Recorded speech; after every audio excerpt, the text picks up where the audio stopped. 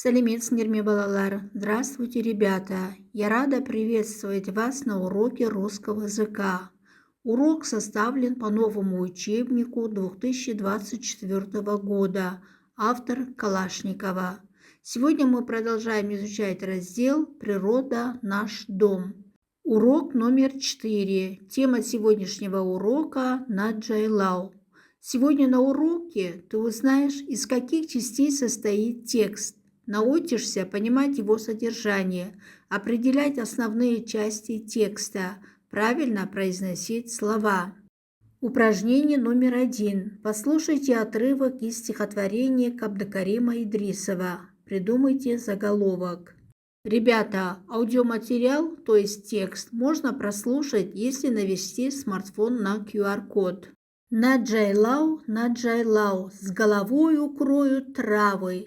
Наджайлау каждый рад покормить из рук ягнят.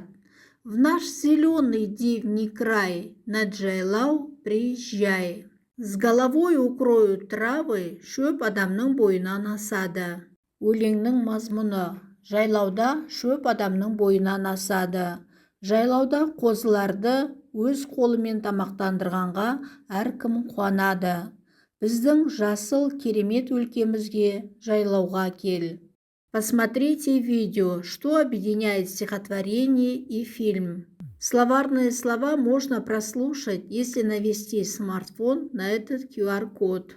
Придумайте заголовок. Заголовок Наджайлау. Упражнение номер 2. Прочитайте отрывок из рассказа Дукенбая Досжанова «Ардак. Сын табунщик». Назовите героев. Дүкенбай Досжановтың «Ардақ малшының баласы» атты әңгімеден үзінді оқыңдар. Кейіпкерлерді атаңдар. Кочевка, көшіп қону, начало. Мы переехали на новое пастбище Жайлау. Вокруг была высокая зеленая трава. Біз жаңа жайлауға көштік. Айналада биік жасыл шөптер бар.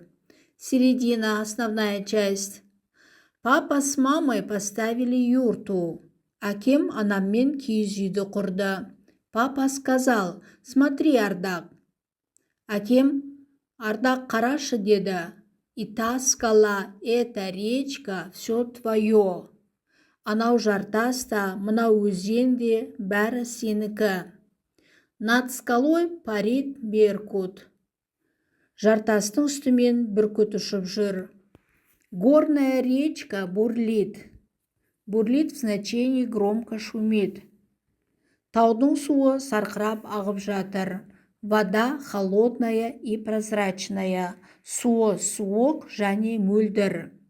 Концовка. Хорошо, когда у тебя есть речка. Өзеннің бары қандай жақсы. И скала. Жартасы да бар. И над головой парит гордый беркут. Төбемізде құстың сұңқары бүркіт қалықтап жүр. Какое счастье, когда у тебя есть родной, любимый край.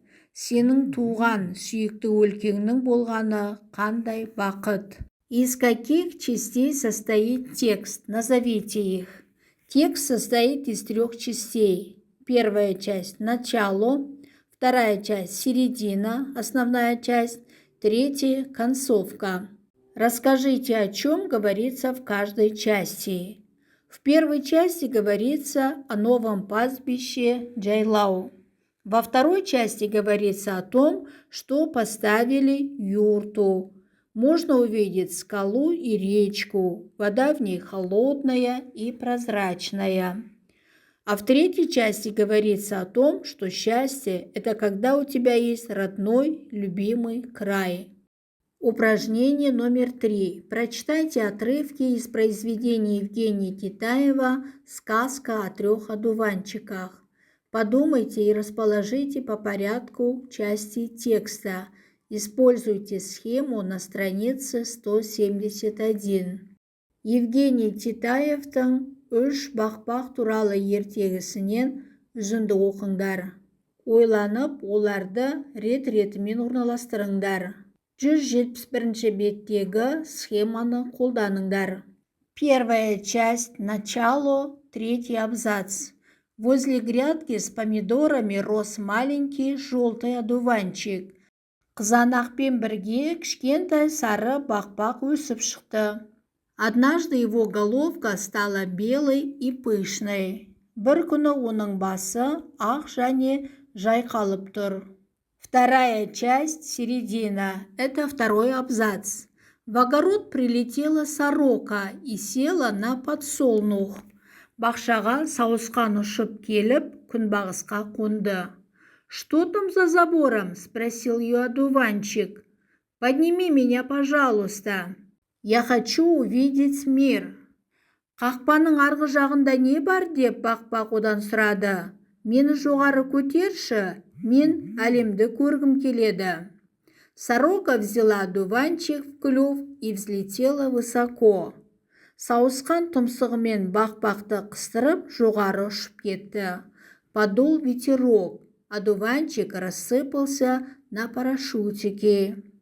Жел тұрды. Бақбақ парашют болып шашылып қалды.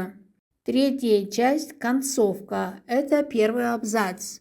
В поле, в лесу, в парке, везде, где опустились парашютики, выросли новые желтые одуванчики.